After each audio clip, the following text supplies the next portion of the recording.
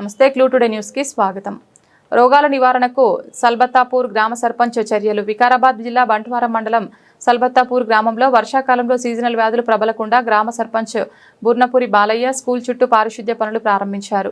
గ్రామంలోని కాలువలు, మురుగు మార్గాలు, పేరుకుపోయిన చెత్త ప్రాంతాలను శుభ్రం చేయించి గ్రామ ప్రజలు రోగాల బారిన పడకుండా దోమల వ్యాప్తిని అరికట్టేందుకు చర్యలు చేపట్టారు.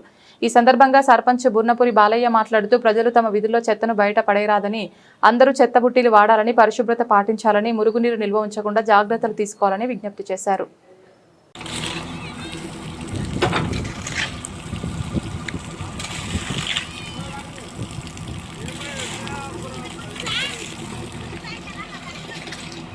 Yes, sir.